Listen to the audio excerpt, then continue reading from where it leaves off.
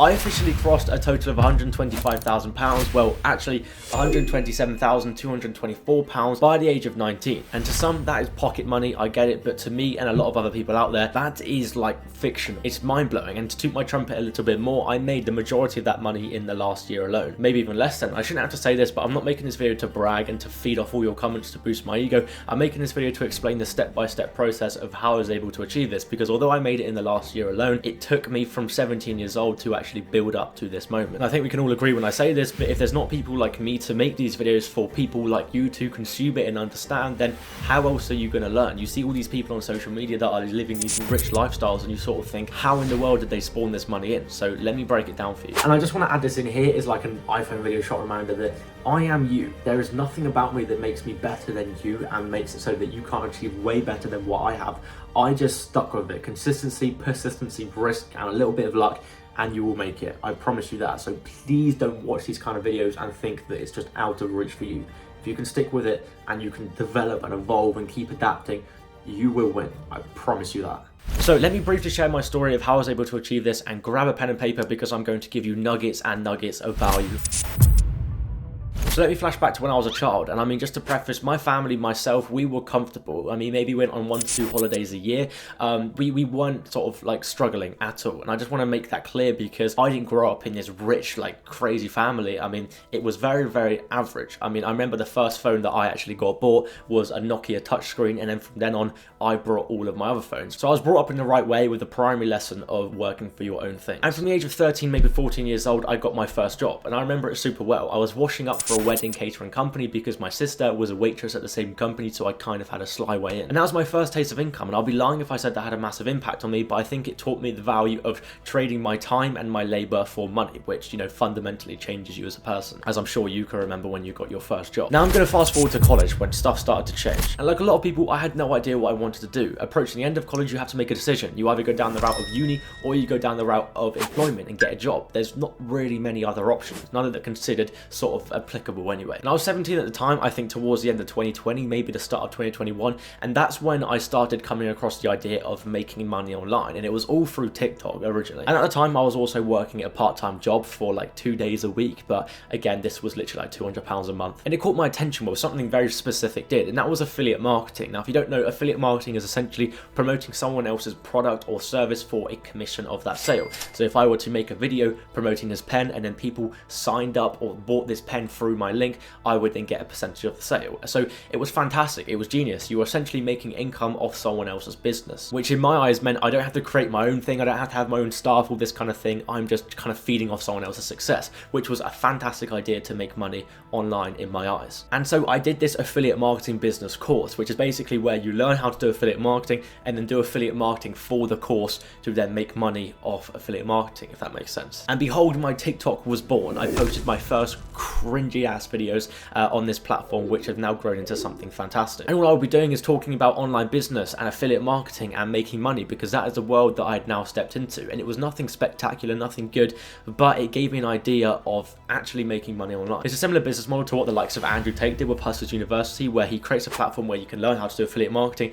and then the next step is to do affiliate marketing for that platform. So you get more people in, and it just churns and churns and churns. That's why he blew up like he did, because he would essentially pay people to make videos about him just indirectly. And the income was minimal, but I learned like the most key skills I could have possibly done. I remember the first bit of money I made, which was literally like $2.27, as the business course to actually join it was $7, and then if you promote someone to it, you essentially get paid, I think like 20, 30, 40% of that cut. So I got like $2 a pop. But the bonus is that when you take the course and you work your way up, you get upsold to this like mentorship program. So if I promoted someone to the course, they went to the course through my link and then bought the mentorship program, I would get a cut of that as well. And that was where the real gold was. And I remember whilst doing this affiliate marketing, every single day I would look at the leaderboard, look at the dashboard to see how much money I was making and if I was crawling my way up. And I was posting on TikTok for consistently maybe like weeks and weeks and months at a time. And like I said, the money wasn't anything special, but it taught me so many skills. And I remember the first big bit of money I made, which was when someone went actually bought the mentorship through purchasing the course through my link. And I was in a photography class and I got an email with a commission of $1,000,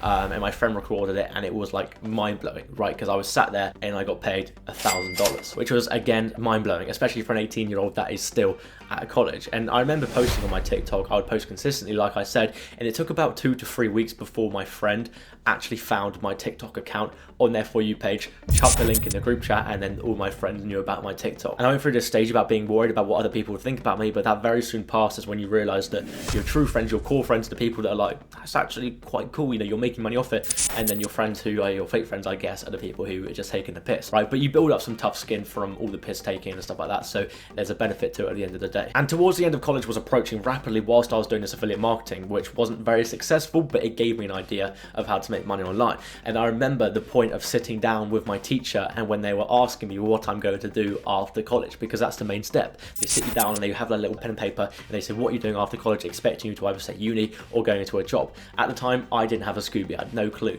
So I believe what I said to them is that I'm going to start a drone company, because a few years prior I bought a drone, like a DJI drone, and my dad and I were talking about creating this media company where we would take drone shots for like people and events and this kind of thing. So I was like, I'm going to start a drone company. It never started, but it was worrying to basically say, I'm not going to go down the traditional route. And I always got like a weird look at me. It's like, this person's going to become homeless. And I also remember one key point towards the end of college when I was arguing with my teacher about going to uni. I was talking to my friend about going to uni. She overheard it and she was like battling me on why you should go, because obviously if a student that goes to a college and then goes to uni, the college gets praised and this kind of thing. And I was like, listen, you're in debt, I'm not doing it, blah, blah. My friend wanted to study marketing at uni, which was funny since I had already been making money through marketing at that point, and I was basically arguing with her, and it was like a whole like flip on its head how I was arguing with the teacher about going to university, and that's what they push you down so much. They push you down that route so heavily, and that's all you're kind of blinded with, you know, at school. If the only next step you're told is uni, then what else are you going to do, you know, because all your friends are doing that as well. And as my affiliate marketing died down and college was coming to a very brief end,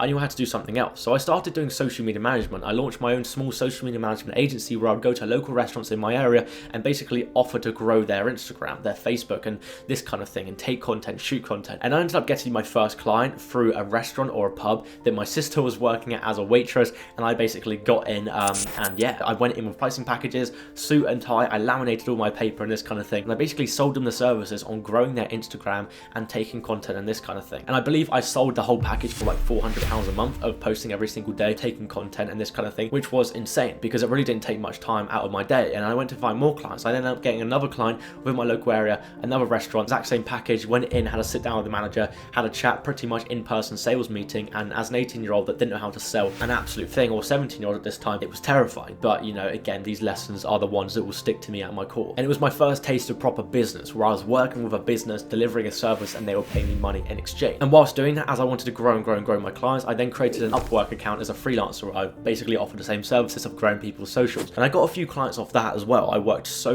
hard on doing this because I literally had nothing else to do. I was growing my profile and I got a few clients, some e-commerce clients, I got some brands and this kind of thing, and it was going really well. And I think for maybe like a month and a half at a time, I had maybe 5 or 6 clients, maybe 7 clients, and I think I was making around £5,000 a month at 18 years old, which again is unfathomable. But then I started kind of spreading myself too thin, and one by one, like clockwork, people just started dropping me because I wasn't giving them enough attention and putting enough effort into it. And it's very hard with this kind of business model of managing their socials because it's not a direct return on investment sort of generating service I'm offering, right? It's kind of like a conveniency based service, so it's hard to keep a client unless you're like generating exceptional results, growing their followers by thousands on the day. And throughout the whole of 2021, whilst I was doing this social media management stuff, towards the end of it, I made a total of £10,000, which again is crazy. But like I said, this kind of died down, so I had to find a different route, like rapidly, because at the time I was also looking at getting a job. So yeah, I was looking for my kind of next big break within the social media world and the business world, and I came across SMMA, right, creating a social media marketing agency where you would run Facebook ads for a company, and this was fantastic. I was looking at the likes of like Iman Gadzhi and this kind of thing, and Jordan Platten, and being like, cool, I can create my own agency. And as I was still making content on TikTok at the time around finance and this kind of thing, I was like, amazing, what I'll do is I'll basically run Facebook ads for these finance companies because it's an industry that I like and a passion I have. And I don't know whether it was why I wasn't educated enough on the space, but I tried doing this service, right? I tried the whole thing where I got a client and I would hire someone to run Facebook ads, and I put 2 and 2 together, but this didn't work at all. I remember I got a client on Upwork eventually to run Facebook ads. It wasn't even in the niche that I wanted to, but I thought it was a start. Client paid me money. I played the media buyer or the person that was going to run the ads money. They disappeared off the face of the platform, and the client then wanted a refund because I didn't know how to run Facebook ads, and I was out like £400 throughout this business model that I was trying to do that just doesn't work unless you have a fundamentally strong team behind you, or you know how to run Facebook ads yourself, in which I had neither. So SMMA flopped for me quite heavily. So yeah, I was back to square one at that point. But at the time, I was working with a few brands, doing brand deals on my TikTok and stuff like that, and it was nothing crazy. Maybe I got like a brand deal every 3 weeks, which was for like £300, so it was nothing that was generating me solid income, but you know, it was something that kept me busy and this kind of thing, and kept me out of having to get a job straight away. So because I was working with brands, I was connecting with a lot of different people within the space, and at one point I connected with a founder of a company that I was working with and did like a little brand deal with, and essentially he messaged me and he was like, we want some help with our TikTok. And this wasn't going to be a paid thing, and I knew that. It was kind of like I helped give him some advice for TikTok and help him with some ideas, just as like a friendly courtesy and building a long-term relationship, and he would give me some business advice as he was literally creating a startup. And I remember at one point we hopped on a call, as we did like calls every 3 weeks or so to like catch up and this kind of thing, and I was running this SMMA stuff that wasn't working, and I went to him and I was like, this is what I'm doing, it isn't working. As a fintech company, is within an industry that I want to work with, what can I do that you will find valuable? And he was like, I need more creators like you. I need a network of creators with my industry that I can just reach out to and like promote through when I need to. And that's when social media influencer pooling was born, the business model that I now run today. Because I then went in the finance space and I gathered together about 50 to 100 finance influencers and basically offered them the opportunity to have more brand deals at no loss to them. And I could go around to finance companies and say, hey, finance company, I have 100 influencers here that have an audience of your ideal customer if you want to promote through. And this is a no-brainer to them. And I remember I got my first influencer pooling client within like 3 weeks after actually starting the business, which again was crazy. And I grew the social media influencer pooling business through experience that I had with these other businesses that I failed, through the affiliate marketing, from the social media management and social media advertising, and I pieced them all together to create this business that actually works, where I give someone value and they give me money in exchange. And coming back to the present day now, I've been running this influencer pooling business for about 7 months, and it's where I've made the majority of my money from. I then started talking about it on a separate TikTok account to see if other people were interested, as I wanted it to be the new SMMA, the new dropshipping, the new e-commerce, this kind of thing.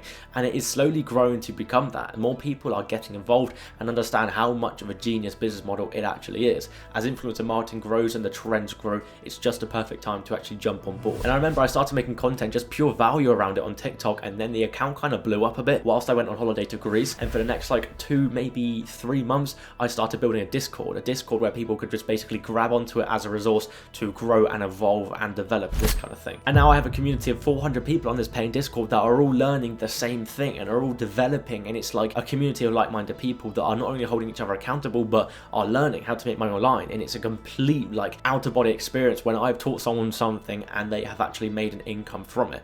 And I remember the exact day when that happened and I got my first win in the chat. I've got a screenshot of that and it's actually my lock screen. So that's where we are today. I've been running the social media influencer pooling business now for about 7 months, have a community of people that are doing the same thing, and I've built almost like an army of people that are doing the same thing, which is so cool. So if you're going to take anything from this journey, this story, then just take the fact that you're allowed to fail. Failure is a part of success. You know, I didn't just win, and I haven't won yet. You know, this is just a milestone that I've achieved that I'm proud of myself for. And also remember to plant seeds of opportunity. Posting that first TikTok video that you resent yourself so much for posting can spark something incredible. So start planting those seeds, start taking those risks, and remember that failure is just literally a part of the journey. And I hope you found value in this video, and if you did, I'm trying to like massively grow my YouTube audience now and my subscribers and just create as much valuable content as I possibly can. So consider subscribing, that would be absolutely fantastic. And now I'm working on developing other businesses, other ideas. It's like media company around self-accountability and this kind of thing, and I would love you to be part of my journey. So if you do want to be, hit subscribe, watch this video here that you're seeing pop up on screen because it's an absolute banger, I promise you,